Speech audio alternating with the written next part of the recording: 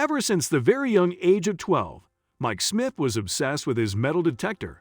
He would spend his entire day scouring the fields, woods, and other locations in search of buried treasure.s. He would stumble across some valuable items sometimes, but mostly all he got was junk and buried metal. He was looking for the dream, to find something extraordinary in his wild hunt. And one day, he did just that. Despite the fact that he was always in a constant hunt for a treasure, Mike never expected to be jolted by a loud beat from his machine as he was on his daily wandering trips. The adrenaline was rushing through his veins as he moved his detector over the wet soil. The beeping was the loudest he ever heard. What could possibly be under the ground? Never expected to dig up such a monumental treasure buried underground. He always knew he'd find a treasure, but never expected to come across such finding, and he definitely didn't anticipate having the authorities involved as well. After the initial beep, Mike decided to sweep the rest of the field and see if there would be another beep when he walked away. Usually when a person walks away from a find, the beeping grows fainter and fainter until it stops altogether. But that wasn't the case for Mike, which was very strange. Whatever was in there was huge. The further Mike walked away from the first spot his detector beat, the louder it sounded. Could it be a mere machine malfunction? Or was the entire ground filled with metals?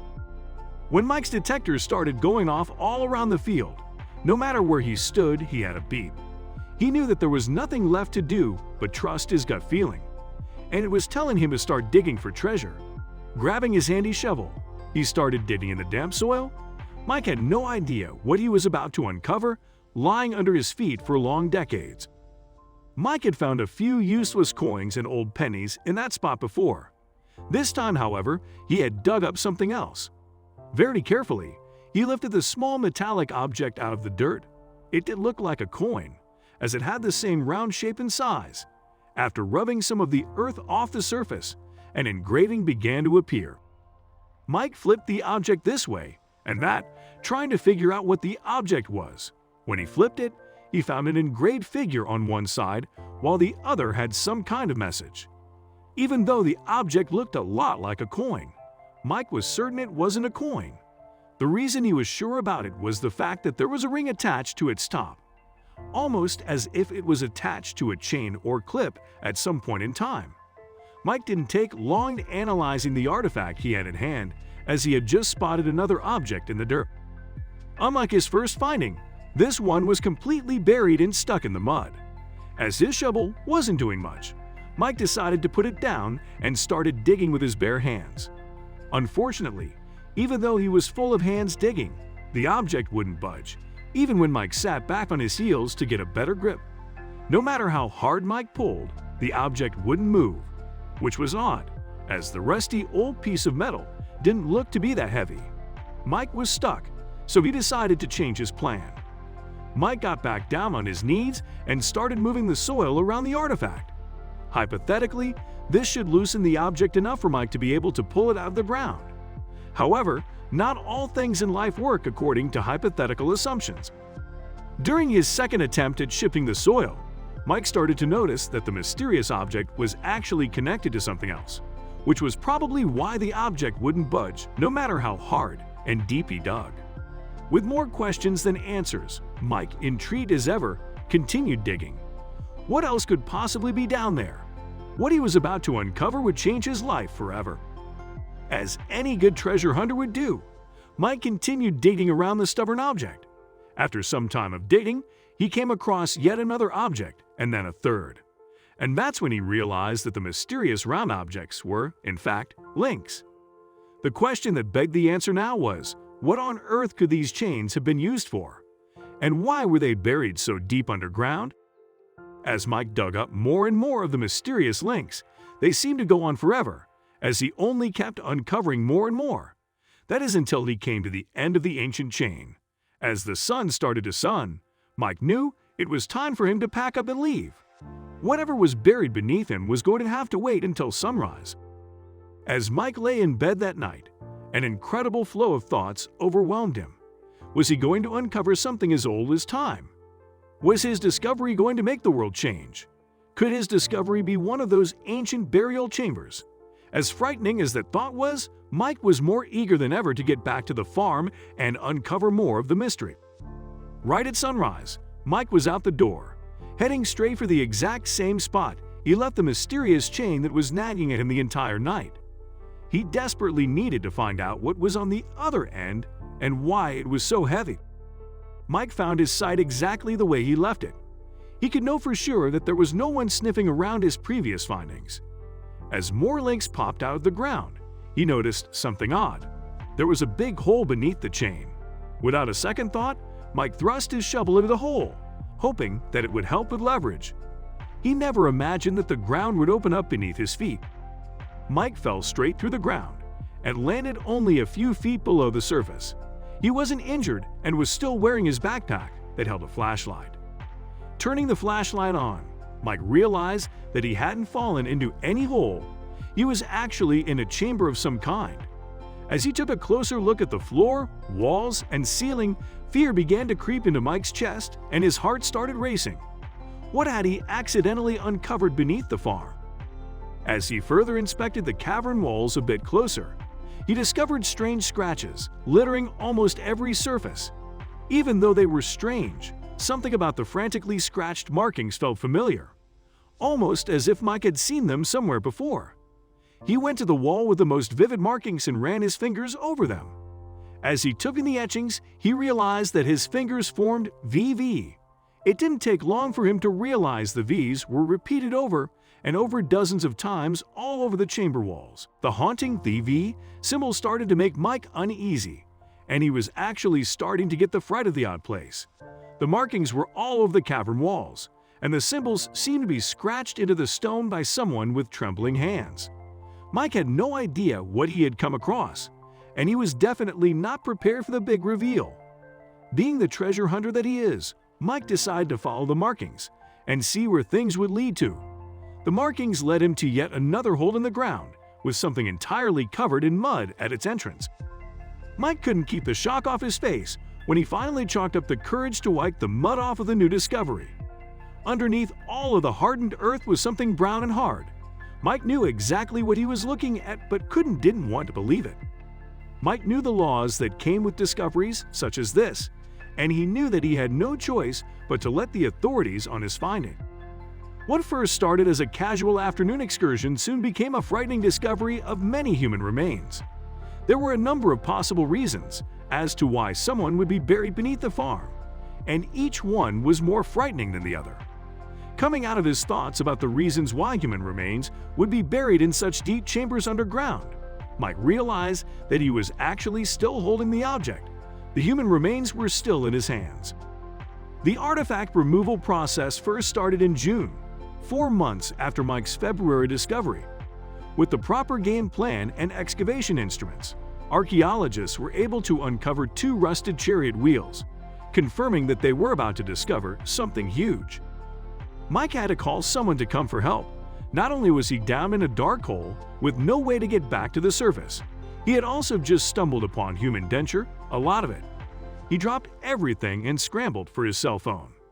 Mike decided to give a call to the officials of the National Museum of Wales, however. Their response was not what he was expecting.